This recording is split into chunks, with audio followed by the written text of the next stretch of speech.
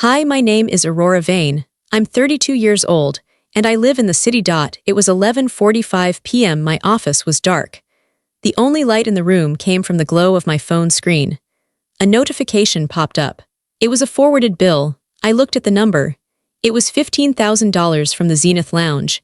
A second later, a message arrived from my mother, Sandra. Her words were sharp and direct. "Put this on your card. It's the least you can do after ruining the mood with your cheap dress." Underneath her cruel text, my sister Tiffany added a heart reaction. I sat there in the silence. I stared at the screen.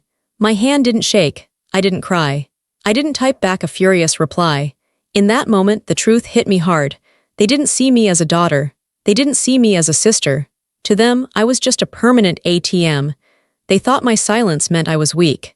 They thought I would just pay it, like I always did. But they were wrong. Silence isn't acceptance. Silence is the deep breath you take before you strike back. But before I tell you how everything flipped, like and subscribe, drop a comment. Where are you watching from? My name is Aurora Vane. I'm 32 years old. I put the phone down on my desk. The screen went black, but the message from my mother still burned in my mind. "Put this on your card." It wasn't a request. It was an order. It was the same order I had heard for 10 years. I sat back in my chair and looked around my home office. It was quiet. My husband, Caleb, was asleep in the other room. He didn't know about the bill yet. If he knew, he would be furious. He hated how they treated me. But for a long time, I didn't let him interfere. I told myself it was my duty. I told myself that family helps family. But tonight, sitting in the dark, I realized it wasn't help. It was a robbery, and it had been happening for a very long time. I closed my eyes and let the memories wash over me. I needed to remember why I was here. I needed to remember how it started. It started with small things. When I was 22, my father lost his job. He said it was a layoff. Later, I found out he had been fired for gambling on company time. But back then, I didn't know. I just knew my dad was sad. I was working 2 jobs. I was a waitress in the morning and a receptionist at night. I had saved $5,000. It was everything I had. It was for my own apartment. My mother came to me crying. She said they were going to lose the house. She said, "Aurora, you are the responsible one. You can save us." So I gave them the money. I felt proud. I felt like a good daughter. My father hugged me. He said, "You are a lifesaver, kid." I didn't know that lifesaver actually meant wallet. That was the beginning. Over the years, the requests got bigger. But the gratitude got smaller. 3 years ago, my sister Tiffany decided she wanted to be an influencer. She didn't want to work. She wanted to take photos of coffee and clothes. She told my parents she needed a condo in the city to build her brand. My parents couldn't afford it, so they looked at me. By then, they thought I was working a steady, boring job at the city library. They thought I made a decent salary, enough to have good credit. They didn't know the truth. They didn't know I wasn't just a librarian. They didn't know I had quit the library years ago. They didn't know about the hotels. I had always been quiet. I liked to observe. While Tiffany was partying and my dad was gambling, I was reading. I read about real estate. I read about business. When I was 24, I took a massive risk. I used my credit to buy a small, rundown motel on the edge of town. I fixed it up myself. I painted the walls. I scrubbed the floors. I turned it into something trendy and clean. I sold it for a profit. Then I bought another one. And another. Now I owned a boutique hotel empire. I had properties in New York, London, and Tokyo. I had a team of 300 employees. I was rich, not just comfortable, wealthy. But I never told them. I knew my family. I knew them better than they knew themselves. If I told them I was a CEO, if I told them I had millions in the bank, they would eat me alive. They wouldn't ask for help anymore. They would demand it. They would feel entitled to every cent I earned. So I created a character. I played the role of Aurora the librarian. I wore simple clothes around them. I drove a 5-year-old sedan when I visited their house. I never wore expensive jewelry. I kept my mouth shut about my business trips. When I went to check on my hotel in Paris, I told them I was going to a library conference in Ohio. They believed it because they wanted to believe it. They saw me as boring. They saw me as plain. To them, I was just the safety net. When Tiffany wanted that condo, my mother sat me down. "Aurora," she said, pouring me a cup of tea. "Your sister has a dream. You know how hard it is for her. She's sensitive. She needs a safe place. You have good credit. You don't have children yet. You can co-sign the lease." You can help with the rent until she gets famous. Mom, I can't afford 2 rents, I had said. It was a lie, but a necessary one. You can work extra shifts, my father said, not even looking up from the TV. That's what family does, we sacrifice. We sacrifice, but they never sacrificed. I was the only one bleeding. I agreed. I always agreed. I paid for the condo. I paid for Tiffany's car lease because a star can't take the bus. I paid off my father's gambling debts 3 more times. I paid for my mother's stress relief vacations to spas in Arizona. I paid for everything. And what did I get? I got ignored. At Christmas, Tiffany would get piles of gifts. Designer bags, shoes, jewelry. My parents would spend the money I gave them to buy gifts for her. For me, I would get a pair of socks or a gift card to a grocery store. You're practical, Aurora, my mom would say. You don't need fancy things. You wouldn't know what to do with them. They invited me to dinners not because they wanted my company, but because they needed someone to handle the check when the waiter came.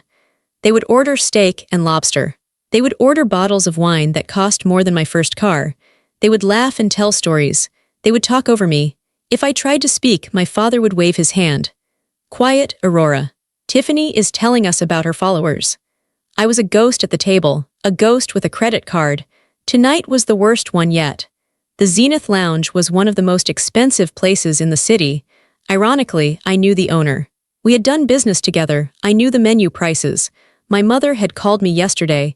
We are having a celebration dinner for Tiffany. She hit 10,000 followers. That's great, I said. What time should I be there? There was a pause. Oh, honey, my mom said, her voice dripping with fake sweetness. It's a very visual dinner. Tiffany is bringing some influencer friends. It's going to be very high fashion. You know how you dress, you're a bit drab. We don't want you to feel uncomfortable.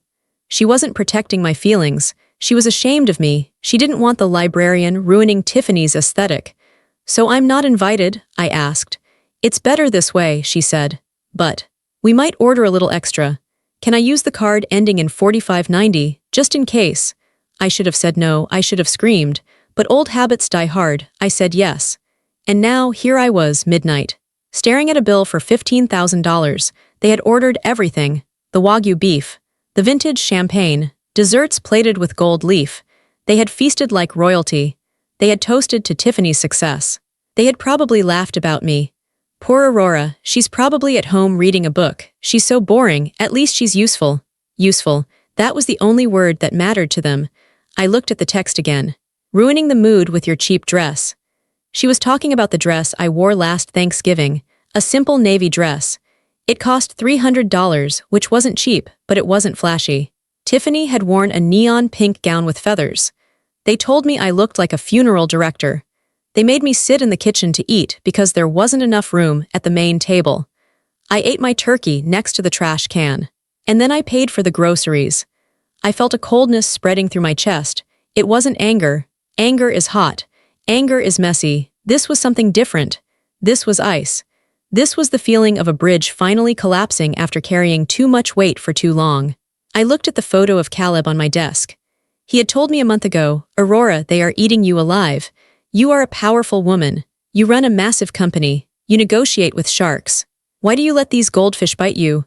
Because they are family, I had whispered. Family doesn't eat their own young, he replied. He was right. I stood up and walked to the window. I looked out at the city lights.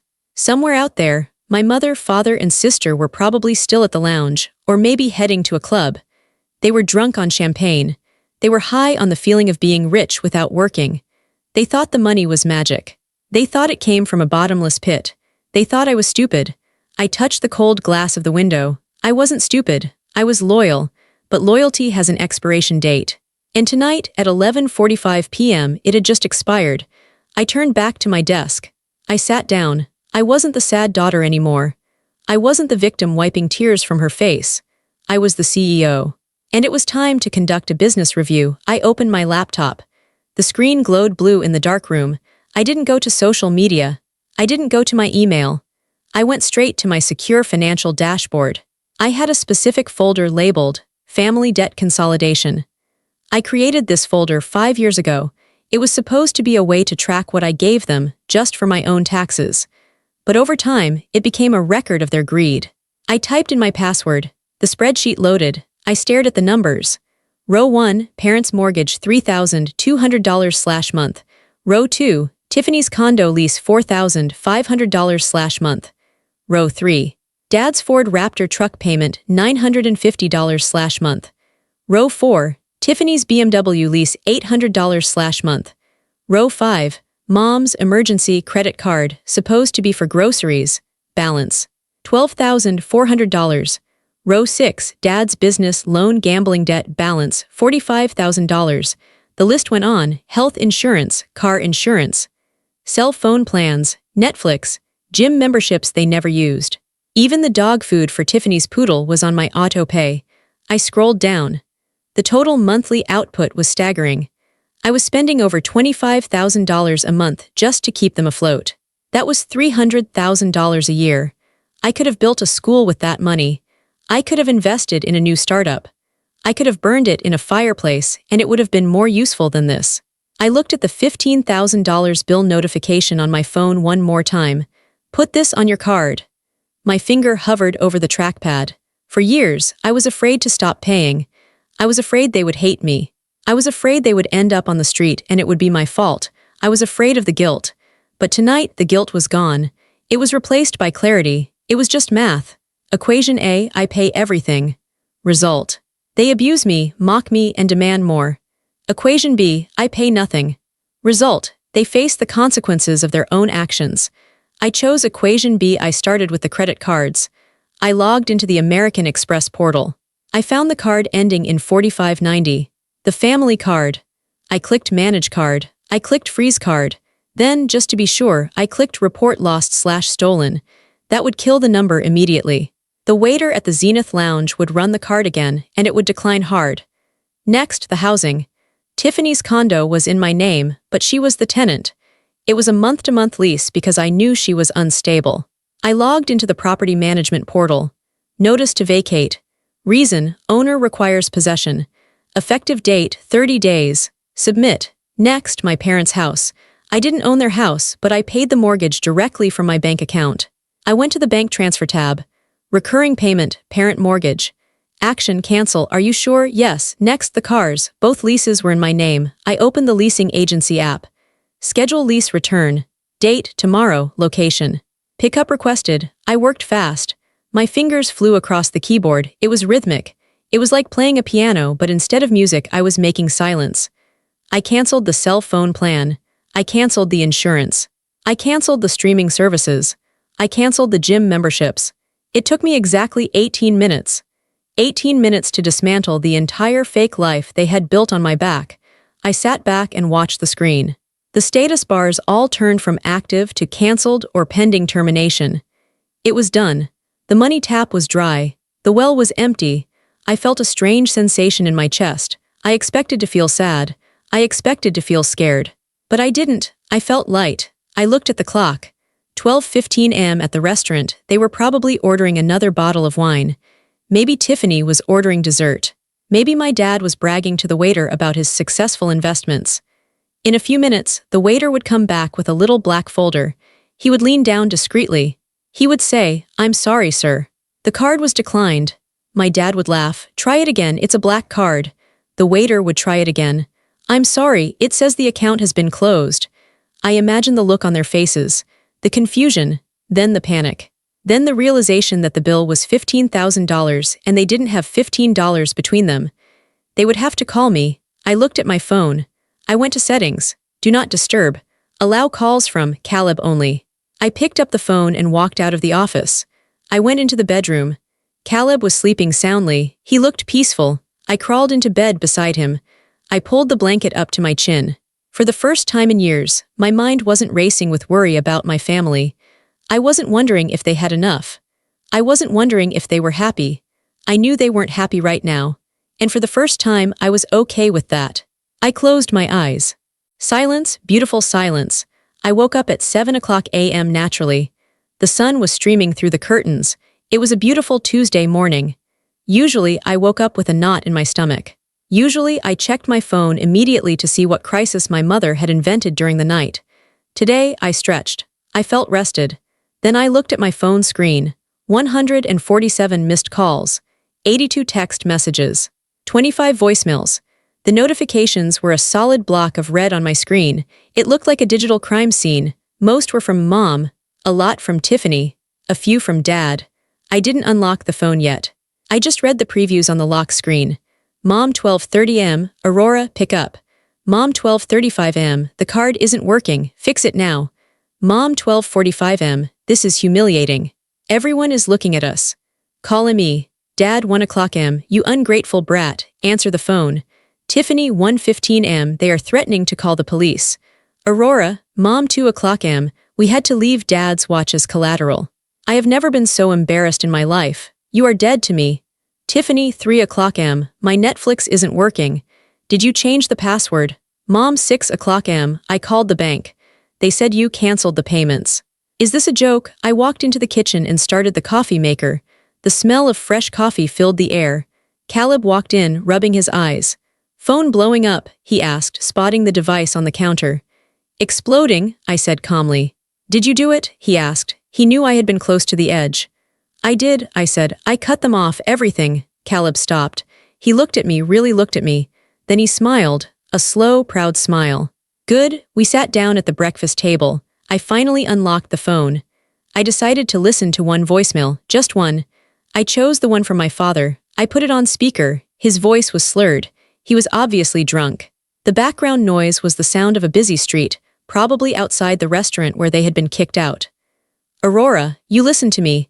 I don't know what kind of game you're playing, but it ends now. You think you're smart, you're nothing. You're a parasite. You and that husband of yours, you're poisoning my daughter, you owe us. We raised you. You fix this by morning or I'm coming over there and… The message cut off. Caleb laughed, a dry, humorless laugh. A parasite. That's rich coming from the man who hasn't paid for his own lunch since 2015. They're scared, I said. They aren't angry about the money. They're angry because the control is gone. What are you going to do? Caleb asked. I'm going to work, I said. And you should check Instagram. Caleb opened his phone and went to Tiffany's profile. She had posted a story 3 hours ago. It was a black screen with white text. Some people just can't handle your shine. Jealousy is a disease, betrayed by my own blood. Don't worry about me, my real fans know the truth. Number fake family, number toxic, number survivor, she's playing the victim, Caleb said. Of course she is, I replied. It's the only role she knows how to play. Suddenly my phone rang again. It was my mother. Answer it, Caleb said. Let them hear your voice. I swiped green. Hello, you. My mother's scream was so loud I had to pull the phone away from my ear. Do you have any idea what you did to us? We were held hostage at that restaurant. They treated us like criminals. You aren't criminals, I said calmly. You're just customers who couldn't pay their bill. Because you canceled the card, she shrieked. Why did you do that? Are you insane? I'm not insane, Mother, I'm finished. Finished? What does that mean? It means the Bank of Aurora is closed, permanently. There was a silence on the line, shock. Then the tone changed. It went from anger to a manipulative whimper. Aurora, honey, she said, her voice trembling. I know you're stressed. I know we ask for a lot, but you can't just… Stop. Think about your sister. She has a reputation. Think about your father. His heart isn't good. His heart is fine, I said. His wallet is the problem. We will lose the house, she cried. They will take the cars. How will I get to the grocery store? You can take the bus, I said. Or you can walk. It's good exercise. I am your mother, she screamed, the mask falling off again. You owe me, I gave you life. And I gave you a lifestyle, I said. For 10 years, now you're on your own. You can't do this, she hissed. You're just a librarian, you make pennies. We know you have savings, you're hoarding it, you're selfish. I smiled. You're right, Mom, I am just a librarian. So, how could a librarian afford to pay for your $15,000 dinner? Have you ever asked yourself that? She paused. What? If I'm just a librarian, how have I been paying for Tiffany's condo? How have I been paying for Dad's truck? Where did you think the money was coming from? I don't know, she stammered. You saved, you're cheap. I'm not cheap, I said, and I'm not a librarian, but you're going to find out who I really am very soon. What are you talking about? Come to 400 Financial District Boulevard. Top floor, noon, bring Dad and Tiffany. Why? Because if you don't, I said, my voice dropping to a whisper, I will have the leasing agents at your door by 1:00 p.m. with eviction notices. I hung up. My hand was trembling slightly, but not from fear, it was adrenaline. Caleb looked at me with admiration. Top floor, you're bringing them to the headquarters. It's time they met the CEO, I said. I stood up and walked to my closet. I pushed past the gray cardigans and the sensible slacks I usually wore to family events. I reached into the back where I kept my work clothes. I pulled out a tailored white suit. It was sharp. It was expensive. It was powerful. I put it on. I looked in the mirror. I didn't see the quiet girl who sat by the trash can at Thanksgiving. I saw a woman who built an empire from nothing. "Let's go," I said. I drove my own car to work. Not the beat-up sedan I used for family visits, but my matte black SUV with the tinted windows. The drive to the financial district was short. I parked in my reserved spot, reserved for CEO. I took the private elevator to the 40th floor. The doors slid open, and the hum of my office greeted me. It was a sound I loved. Phones ringing softly, fingers typing on keyboards, people moving with purpose. "Good morning, Miss Vane," the receptionist said, nodding respectfully. "Good morning, Sarah. I have guests arriving at noon. Send them directly to conference room A." "Yes, ma'am." I walked down the glass hallway. My name was on the wall in silver letters. Aurora Vane, founder and CEO. I walked into my office. It was a corner suite with a panoramic view of the city. It was sleek, modern, and intimidating. Alina was already there waiting for me. Alina was my attorney. She was also my best friend. She was sharp as a razor and twice as dangerous. She handled my hostile takeovers. She handled my contracts. She knew everything about my family, and she hated them more than I did. She was sitting at the conference table, surrounded by stacks of files. "Morning, boss," Alina said, not looking up from a document. I saw the alerts. "You froze the cards." "I did." "About time," she said. She looked up and grinned. "I have everything ready. The debt acceleration notices, the foreclosure warnings, the asset seizure drafts. It's all here." "Good. They're going to freak out when they see this place," Alina said. "They still think you stamp books for a living." "They see what they want to see," I said. I sat down at the head of the table. "They think I'm small because it makes them feel big." "Well," Alina said, tapping a thick file folder. "Wait until they see the math. I ran the numbers, Aurora. It's worse than we thought." "How much?" Alina slid a paper across the table. I looked at the number. $5,200,000. $5.2 million. That was the total amount I had spent on them in the last 10 years, plus interest. I had always treated the money I gave them as loans in my internal books. I never made them sign formal contracts for the small stuff, but for the big things, the condo, the cars, the house repairs, I had made them sign acknowledgments of debt. They always signed without reading. They just wanted the check. "It's a lot," I whispered. "It's a fortune," Alina said. "And legally, it's all callable. You have the right to demand repayment immediately." "They don't have it," I said. "I know," Alina replied. "That's the point," the intercom buzzed. "Miss Vane," Sarah's voice came through. "Your guests are here. They seem very upset." "Send them in," I said. My heart hammered against my ribs. This was it. The mask was coming off. The heavy glass doors swung open. My parents and Tiffany stormed in. They looked frantic. My mother was wearing sunglasses, probably to hide swollen eyes. My father looked red-faced and sweaty. Tiffany was holding her phone, recording a video. "Guys, I'm at my sister's office." Tiffany was whispering to her phone. "We're going to get to the bottom of this abuse." They stopped dead when they saw the room. They looked at the floor-to-ceiling windows. They looked at the expensive art on the walls. They looked at the massive mahogany table. Then they looked at me. I was sitting at the head of the table in my white suit. I wasn't hunched over. I wasn't smiling apologetically. I was staring them down. "Put the phone away, Tiffany," I said. My voice was calm, but it filled the room. Tiffany lowered her phone slowly. "What? What is this place?" "This," I said, spreading my arms, "is my library." "You work here?" my dad asked, looking confused. "You're a secretary here," Alina laughed. A sharp, cruel sound. "She doesn't work here, Mr. Vane. She owns here." "Owns?" My mother stepped forward. She took off her sunglasses. Her eyes darted around the room. "What do you mean, this is a corporate headquarters?" "Yes," I said. "This is Vane Hospitality Group. I am the CEO." "You," Tiffany scoffed. "You can't even match your shoes to your purse. You run a company." "I run 30 hotels across 3 continents," I said. "I employ 300 people. And for the last 10 years, I have been the only reason you have a roof over your heads." "Liar," my dad spat. "You work at the public library, you told us." "I lied," I said. "Because I knew if you knew the truth, you would bleed me dry. And guess what? You did it anyway." "So you have money," my mother said, her eyes suddenly lit up. The fear vanished, replaced by greed. You have real money, millions. Yes, I said. Then what is the problem? She threw her hands up, laughing hysterically. Why the drama? Why cancel the cards? If you're rich, just pay the bill. Oh, Aurora, you had us so scared. I thought you were broke. She walked toward me, her arms open for a hug. My clever girl, you're a CEO, this is amazing. Tiffany, get a picture of me with your sister. We need to post this. She didn't get it. She didn't understand. She thought this was a jackpot. Sit down, I said. I didn't move. My mother stopped. What? Sit down, she sat. This isn't a celebration, I said. This is a foreclosure. I nodded to Alina. Alina stood up and opened the thick file. She began to pass out documents. One stack for my dad, one for my mom, one for Tiffany. What is this? Tiffany asked, looking at the papers. These are your bills, I said. Past due. We don't owe you anything, my dad said. We're family.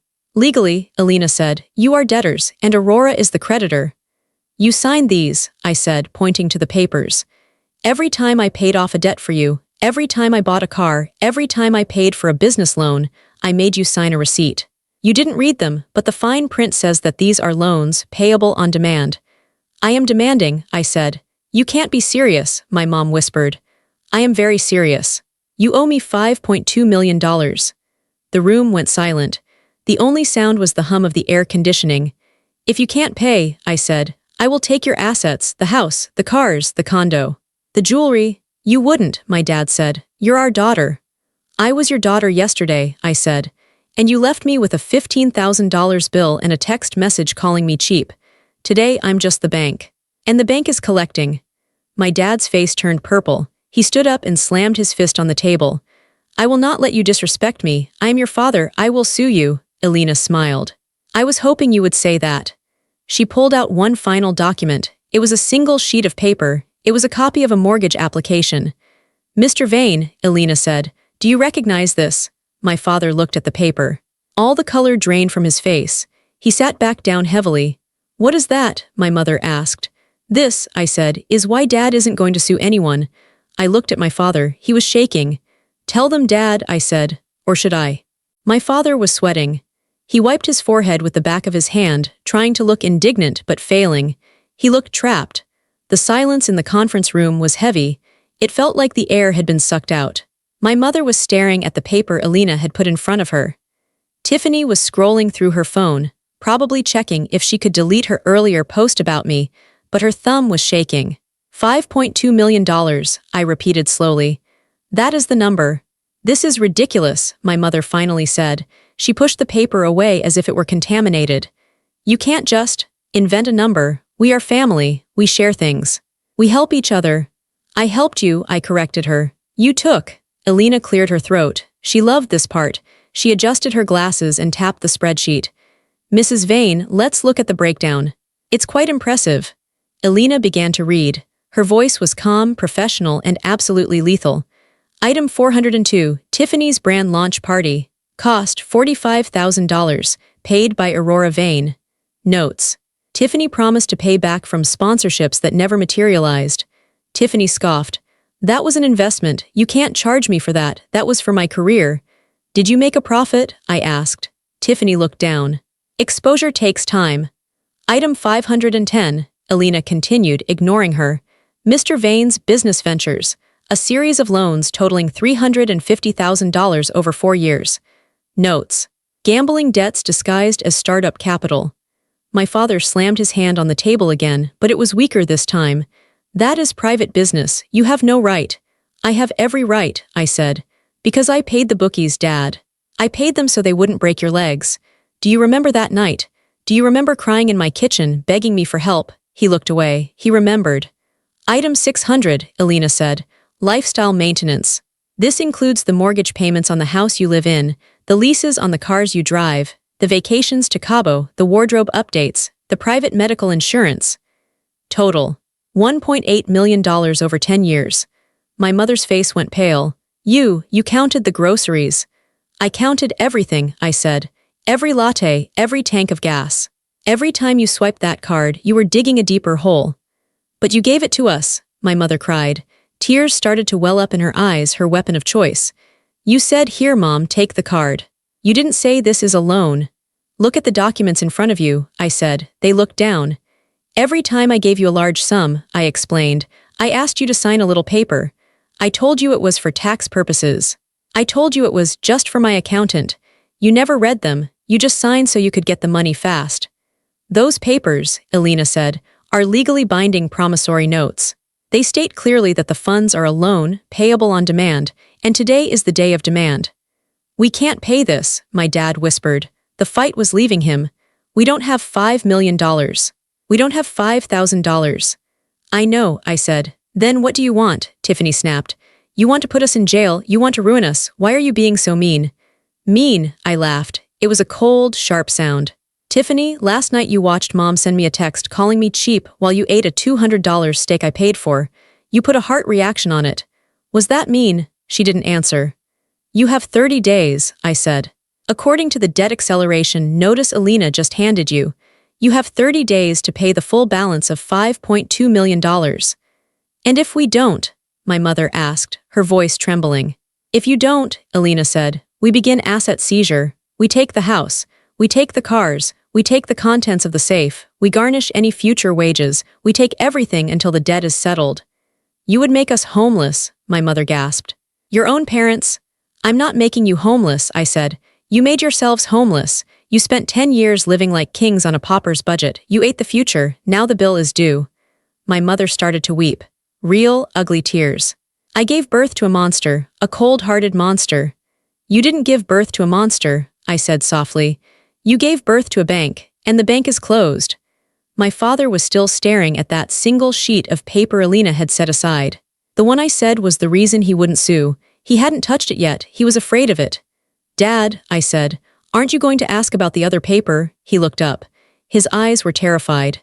What other paper? My mother asked, wiping her eyes. The crime, I said. The room was silent again. The air conditioner hummed.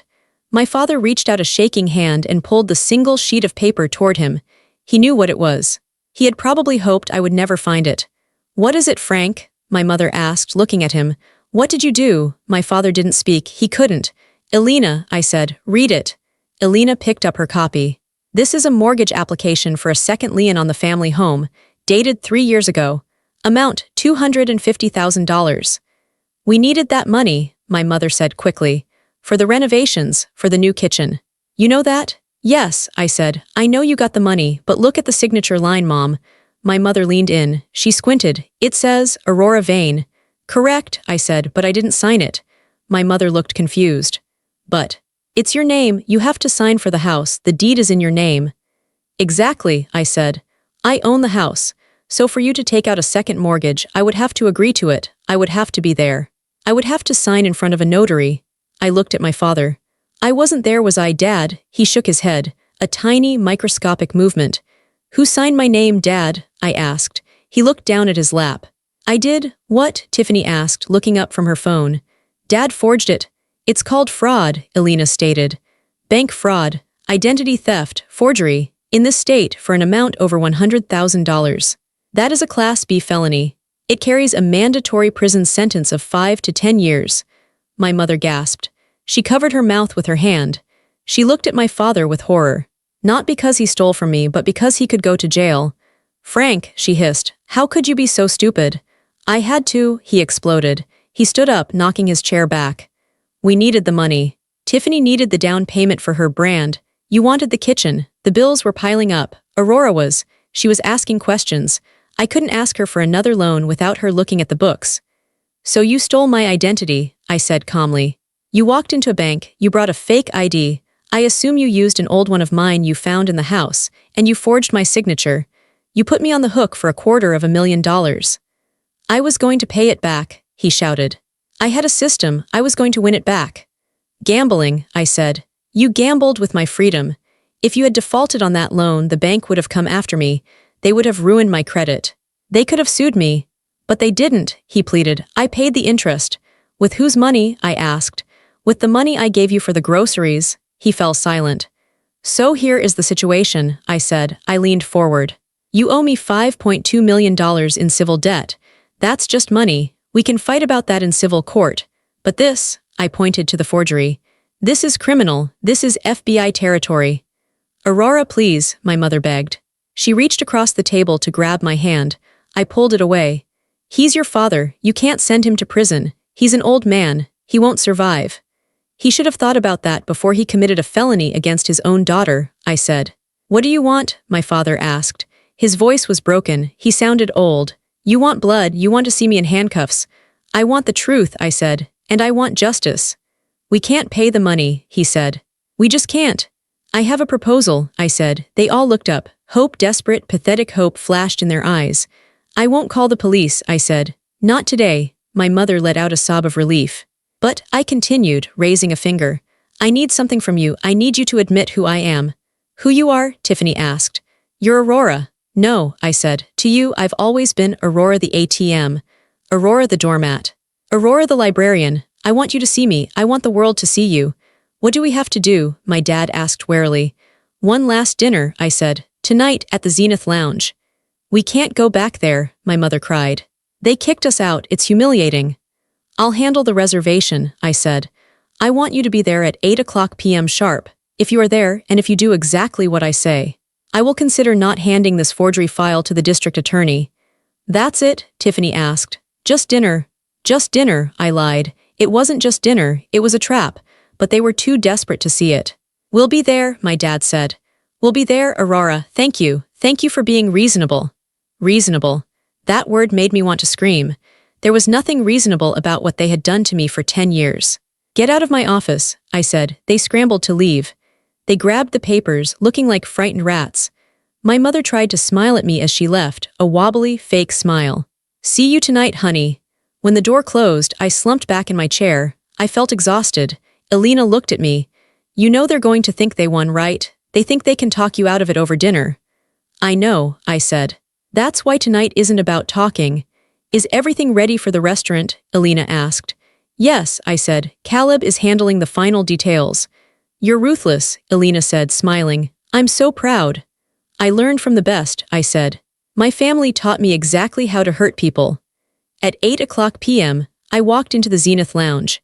This time, I wasn't wearing the cheap navy dress. I was wearing a black silk gown that cost more than my father's car. I wore diamond earrings that caught the low light of the chandeliers. I saw them at the table, the best table in the house, the center table. I had reserved it specifically. I wanted an audience. They were already seated. They looked nervous. They were trying to look rich, but their posture was stiff. When they saw me, their jaws dropped. Aurora, my mother whispered as I approached. You look expensive. I am, I said. I sat down. Where is Caleb? My dad asked, looking around. I thought your husband was coming. He's parking the car, I said. He'll be here. The waiter approached. It was the same waiter from last night. He looked at me, then at my parents. He didn't say a word about the declined card. He just smiled at me, a respectful, knowing smile. Good evening, Mrs. Vane, he said to me. The usual? Yes, James, thank you. My parents exchanged looks. The usual. Since when did the librarian have a usual at the most exclusive spot in the city? So, my dad started, clearing his throat. We appreciate this, Aurora. Really. We know we've had our differences, but family is important. We can work out a payment plan. Maybe $500 a month. I almost laughed. $500 a month on a $5 million debt. It would take 1,000 years to pay it off. Let's not talk about money yet, I said. Let's enjoy the view. It's a nice restaurant, Tiffany said, looking around, but the service is slow. Just then, the music changed. The ambient jazz faded out. A spotlight shifted slightly. Caleb walked in. He wasn't wearing his usual casual clothes. He was in a tuxedo. He looked like James Bond. He walked through the restaurant like he owned it. He walked straight to our table. Sorry I'm late, he said, kissing my cheek. He didn't look at my parents. Sit down, Caleb, my dad grumbled. We're discussing family matters. Actually, Caleb said, remaining standing. I'm here to deliver a message. What message? My mother asked. Caleb snapped his fingers. Suddenly, the manager of the restaurant appeared. He was carrying a silver tray. On the tray was a bottle of champagne, the $2,000 vintage, and a thick leather folder. The manager poured the champagne, but only for me and Caleb. What about us? Tiffany asked. This is for the owners, the manager said politely. My father froze. Owners, what are you talking about? The owner is a holding company. Yes, I said, taking a sip of the champagne, Vane and Associates. I slid the leather folder across the table. Open it, Dad. He opened it with trembling hands. Inside was the deed to the building. The entire skyscraper. The Zenith Lounge, the hotel above it, the offices below. You, my dad stammered, you own this place. We bought it 4 years ago, Caleb said. Aurora thought it was a good investment. She was right. You own the restaurant where we ate last night, my mother screeched. And you let them humiliate us. You let them decline the card. I told them to decline the card, I said. The realization hit them like a physical blow. You set us up, Tiffany whispered. I tested you, I said. And you failed. You ordered a $15,000 dinner because you thought I was paying. You treated the staff like dirt.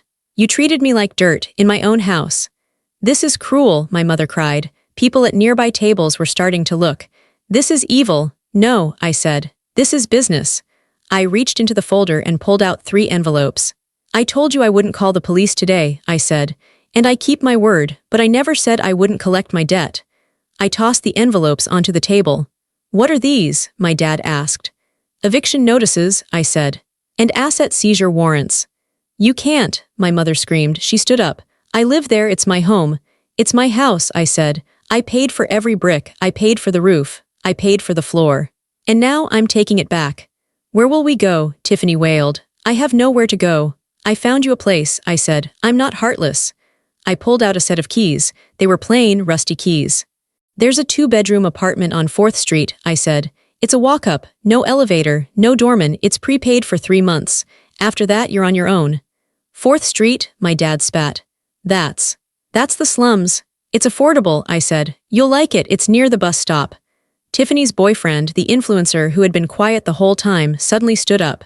Babe, he said to Tiffany. I think we're done. What? Tiffany grabbed his arm.